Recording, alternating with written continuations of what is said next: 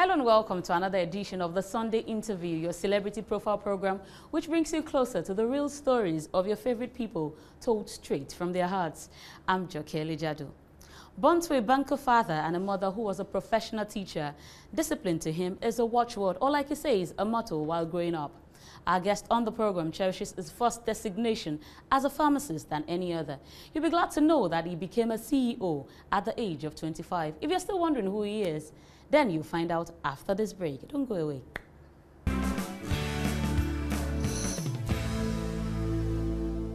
Welcome back. Our guest today is a renowned pharmacist, having chaired various societies and medical boards. He has, in the last couple of years, put up a dogged fight for the governorship seat here in Lagos State. And of course, he is still in the race. He is JIMI Agbaje. You're welcome to the show, sir. Thank you very much. So let's get the ball rolling. Okay. Who exactly is JIMI Agbaje?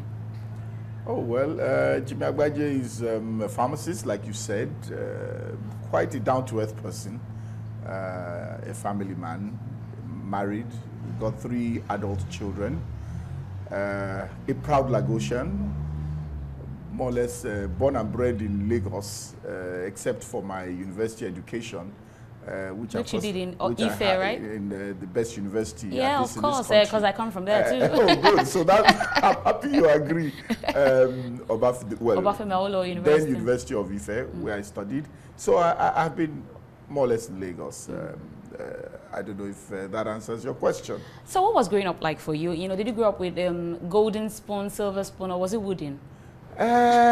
Maybe somewhere in between. In between the gold and the silver, or the gold and the wood? Yeah, growing up, I mean, we grew up, I think I started from living in Isaleko, for example, Idoluwo Street, and then moved out. My father worked in the bank, rose through the ranks. So I would say that we started with, is it a wooden spoon? And moved up to middle class. Okay. So I would say middle class. So I grew up with a middle class background. It was fun. It was fun. Lagos was fun. I suppose every generation believes his time was fun. It was the best. But let me say that we had fun. We had fun. I think what is different today is that as younger children or as youths, we didn't have any airs about taking public transport. With the luxuries of driving cars or having cars, we didn't have those luxuries. And so we were able to enter the Oshinawa bus, Benson Transport, LMTS, and there was nothing to it. We used to play in the gutters, in the drainage. The drainage, then you could pick tadpoles and all. So you could actually go into the drainage. So it means that there was something different then from now. And I'm not sure that the youths of nowadays, the youths of nowadays would appreciate that those gutters you see today that you cannot get into, you could actually play in them when we were growing up. Of course, we went to cinemas, we went to parties. I was a very social person. So it was fun. Religious issues didn't come up. Even tribal issues didn't come up. That you were Igbo, you were Hausa.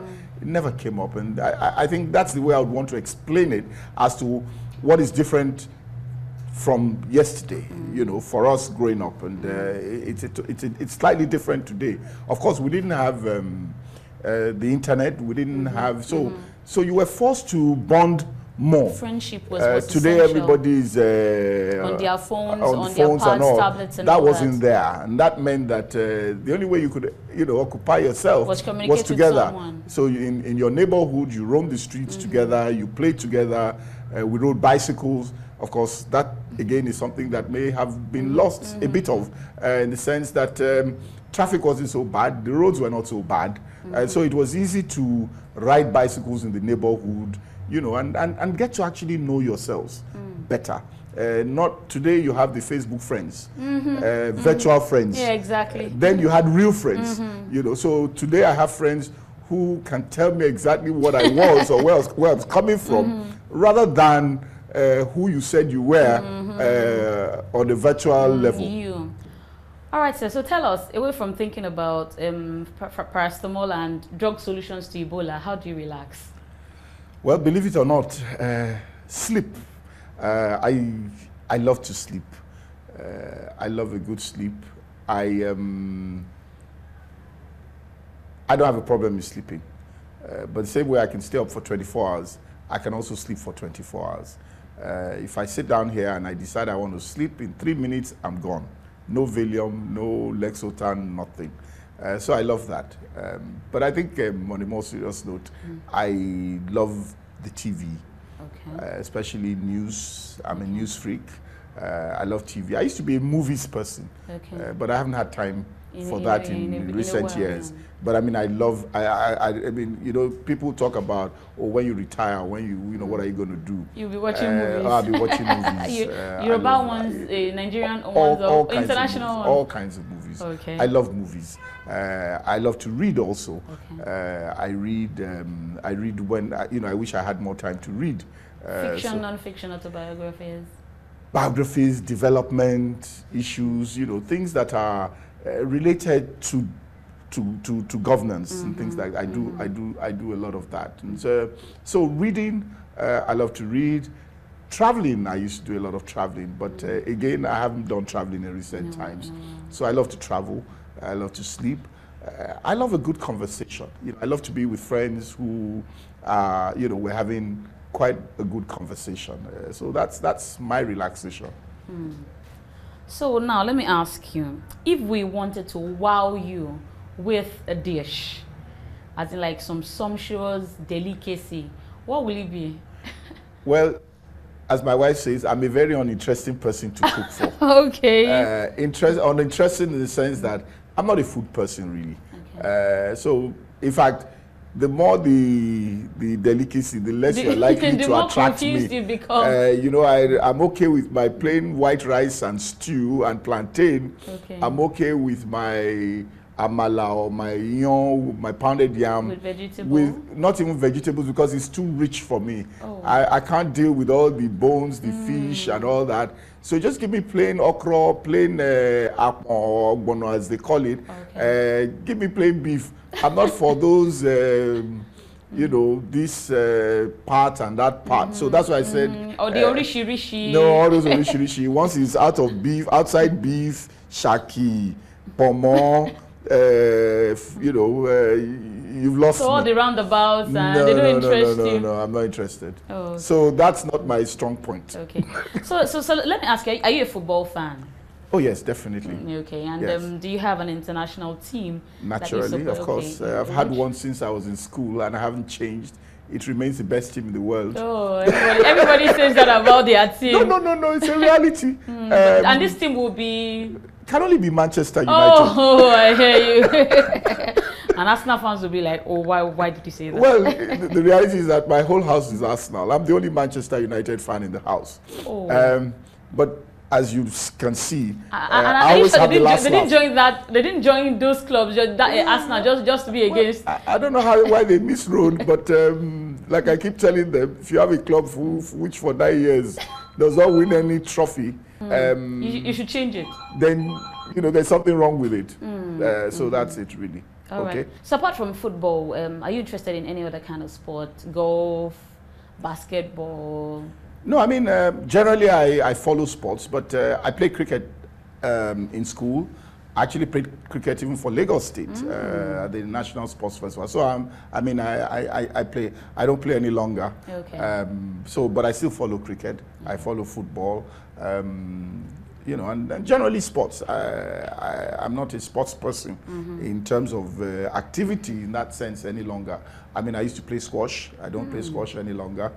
So generally, I'm at home with sports. Yes. Now, do you like music? Again, yes, I like music, but I'm so still. Let me ask, what kind of music? I know you're coming to that. Let me say that I am getting into the Nigerian music scene, and maybe because I'm still connected to the foreign music of old. Not of recent. So if you ask me, I mean, I'm a Diana Ross fan, for example. I tell my wife, Lionel Richie, yes, but Diana Ross just it for you. You know, I tell my wife that that's one person that would displace her. You know, so I'm a Diana Ross fan. Okay. But that's the old now. But I think in recent times, I wouldn't say that I am on the foreign scene. Anymore. I really don't understand what they're playing What's any longer. there? So I'm more into the Nigerian scene. And when I say the Nigerian scene, I'm looking at the development and seeing the quality that is coming out. And seeing that, they're catching the people, not just in Nigeria, but outside, in Africa and the world. I mean, you travel abroad and you go into, anywhere where music is played, and you will hear Nigerian music. That's good. So you have all those, the Davidos, the Wizkids, the Banky W's, and all, so I'm very much into, if it's Nigerian music, then I'm into that now. Now let me ask you about dressing. What kind of dressing are you comfortable with? As in, are you comfortable in your skin when you're all seated up, or you like to go the traditional way, or a jean and a t-shirt? Yeah, I think people who have known me over years know that I'm a very simple person. Okay. I'm not a formal corporate kind of person. But then when I got into politics, my friends were like, you've got to be gubernatorial. And I said, better way to do that with their brothers? You see, this suit, you're not going to get me into. So they said, Agbada, and I said, there's no way I'm going to be carrying Agbada up and down the place. And, there's a lot of talk, but eventually we settled midway. Okay, so you can't be fashion niche for yourself. For this kind of dressing, where I'm just wearing the buba and the shokoto. So you'll find that generally, I'm very comfortable in this. Of course, at formal occasions, I put on the agbada. Some occasions, I put on the suit and all. But I'm very comfortable in this kind of dress. All right. Are you domesticated by any chance? Do you do the laundry? Do you cook in the kitchen? Do you help us wash the plates, My wife would love that question. And of course, she will know if you tell us the truth. No, let me honestly tell you, I'm not domesticated. That's why I said she loved that question. But seriously, I don't mind washing the plates. I don't know how to cook. And don't be shocked if some plates, you have some plates waiting for you when you get home today. No, Since you say maybe you don't not mind. now. She knows I'm very busy now, so that's a good excuse. But let me say that I don't know how to cook. Oh. But then, like I say, I'm not fussy about food, so why should I know how to cook?